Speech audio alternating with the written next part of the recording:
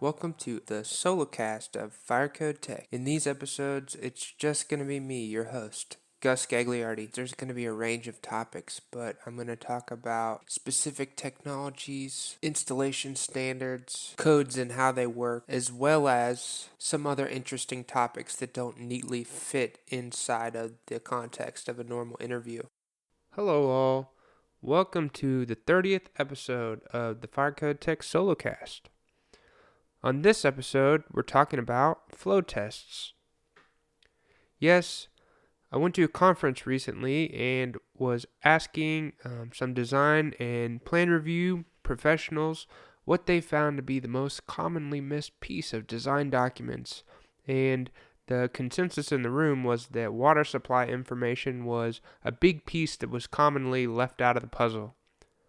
So I wanted to talk about what a flow test is, how do you perform a flow test, and some key terms and definitions, and talk about Nfpa 291. Don't forget to subscribe so you never miss an episode, and follow us on social media. I post most frequently on LinkedIn. Also, if you want to do me a huge favor, go ahead and give us a 5-star review wherever you listen to your podcasts. So what is a flow test? Let's talk about I always like to start with, really just define what we're talking about. What is this subject in fire and life safety?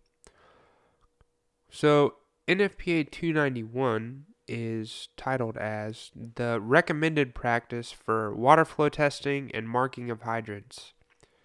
There's an important distinction between a code, a standard, and a recommended practice. NFPA 291 is not referenced by the International Building Code, which means that it does not have the enforcement of law. Now, there might be NFPA documents like Nfpa 13 or Nfpa 24 that have requirements in them to use Nfpa 291, but in specific, it is not referenced in Chapter 35 of the International Building Code. So I was looking for the definition of a flow test, and I was assuming it would be in Nfpa 291, but that's not the case.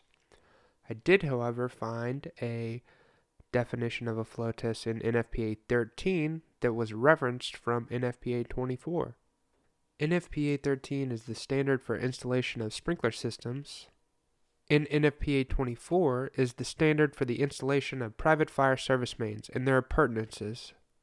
The definition in the 2019 edition of Nfpa 13 for flow tests under section 3.3.80 is a test performed by the flow and measurement of water from one hydrant and the static and residual pressures from the adjacent hydrant for the purposes of determining the available water supply at that location.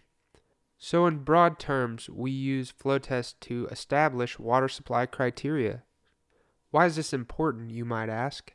Well, flow tests are the basis for all hydraulic calculations. So, in order to perform valid hydraulic calculations for sprinkler systems, you need some water supply data in order to determine if you need a fire pump or a fire protection water storage tank. It's an oversimplification of the process, but fire pumps are generally required when there is a deficient pressure in your municipal or private water supply, and fire protection water storage tanks are required when there is inadequate flow. So as a quick recap, a flow test is used to determine water supply, and there are several standards and recommended practices around the subject that are very useful. Nfpa 13, Nfpa 24, and Nfpa 291 all have information about flow tests, so you should investigate all of these standards and recommended practices when you are doing research on flow tests. As additional framing for the conversation, there are a couple key terms that are very important when discussing flow tests. In its most elemental pieces, static pressure, residual pressure, and flow are the data points that are being interpreted for the water supply. The more accurate data, as close as possible to your facility that you can get, the easier it's going to be to perform your hydraulic calculations.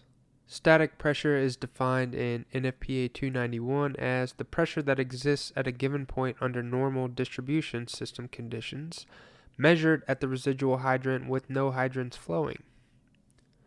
So that's a long drawn out way to say a pressure reading while water's not flowing. So static refers to pressure measurements while the hydrants are not open and not flowing water. So I guess you can imagine what residual pressure is. Residual pressure is defined just one section above in 3.3.3 in NFPA 291 as the pressure that exists in the distribution system measured at the residual hydrant at the time the flowing readings are taken at the flow hydrants. So residual pressure is a measure of pressure while the system is flowing water. So how much available pressure capacity do you have when you are flowing water out of the hydrant? So NFPA 291 doesn't have a definition for flow test, but it does have some information in Chapter 4 that speaks a little bit about the intent and the purpose of a flow test. 4.1.1 states, water flow tests are conducted to determine available water supply for fire protection purposes. The flow that would be available from a fire hydrant for firefighting purposes, or the status of water supply distribution systems for fire protection systems or firefighting purposes. Evaluating the water supply for firefighting purposes or for fire suppression system purposes. There are different jurisdictional requirements, but 20 psi is generally the lowest that you're allowed to test a hydrant flow test in order to determine adequate water supply. What I mean to say is that you're supposed to maintain at least 20 psi for firefighting purposes. So if you're getting readings of residual pressure that are below 20 psi, there is a good chance that you are going to have a problem. Moving on in Chapter 4, 4.3 says procedures. 4.31 says tests should be conducted during periods of peak demand based on knowledge of the water supply and engineering judgment. So we want to conduct these flow tests during normal system usage and or peak system usage to see how the system performs when there is the peak level of strain on the water supply, so that we can provide a safety factor for our engineering calculations. Some jurisdictions will have additional criteria or reductions built into what they will allow you use for water supply data. So some counties may ask you to derate your water supply, a certain fixed PSI number or a percentage of the overall water supply curve. So that's something to be aware of. Flow test is one of the preliminary steps for establishing fire protection systems for a facility. Generally, this task is done by either the engineer or the contractor, and the purpose is to get a sense of if a sprinkler system is required for a building, or if you're trying to determine if you have adequate fire flow, if the system will be able to bear that flow and pressure that's required by these systems.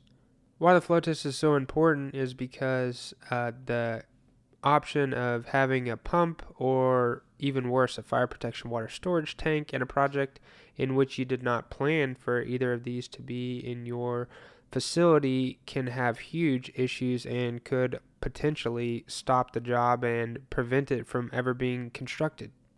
Fire pumps and fire protection water storage tanks can be extremely cost prohibitive.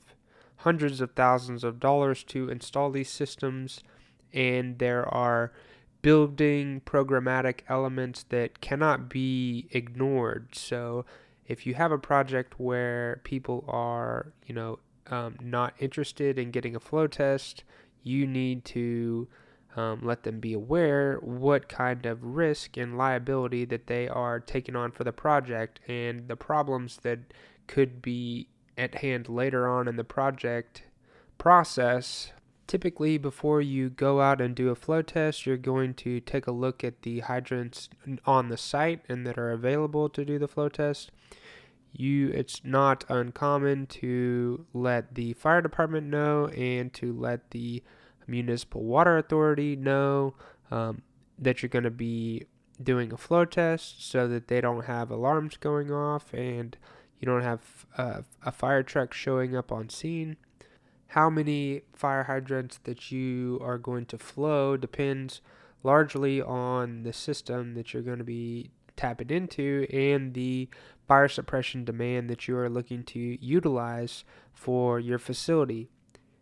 Generally, you want some broad picture of preliminary hydraulic calculations for your facility before you perform a hydrant flow test so that you can flow water near the system demand points that you are looking to utilize for the facility. Generally, it's a very good idea to have a good picture of what the water supply system looks like around your facility. If you're working with a base or somebody that a municipality that keeps a water map, you may be able to get this information from either the building owner or the municipal authority having jurisdiction. It's not just important that you do a flow test, but you also want to be sure that the recommendations of Nfpa 291 are considered. It's not uncommon that if you ask somebody who is not used to doing flow tests that they won't capture all the data points that are necessary or provide the right documentation for the results to be of much good use. Depending on how many hydrants that you need to flow, which is based largely on your system demand and the capability of the public water service, you may need to flow more than one hydrant. For an aircraft hangar or another facility that has a very large system demand, you may be in a situation where you need to flow 2 or 3 hydrants. There are some interesting diagrams and figures in Nfpa 291 that show some example layouts for flow tests, your flow hydrants and your residual hydrant, and some of the water flow characteristics of what are going on during this kind of test. After the test is conducted and you have received your data points, you are going to plot your results on a water supply graph. That's it for this time. Thank you so much for listening, and we just scratched the surface on flow tests. I hope you enjoyed it, and we will see you next time on Fire Code Tech. Thanks for listening, everybody. Be sure to share the episode with a friend if you enjoyed it. Don't forget that fire protection and life safety is serious business. The views and opinions expressed on this podcast are by no means a professional consultation or a codes and standards interpretation. Be sure to contact a licensed professional if you are getting involved with fire protection and or life safety. Thanks again, and we'll see you next time.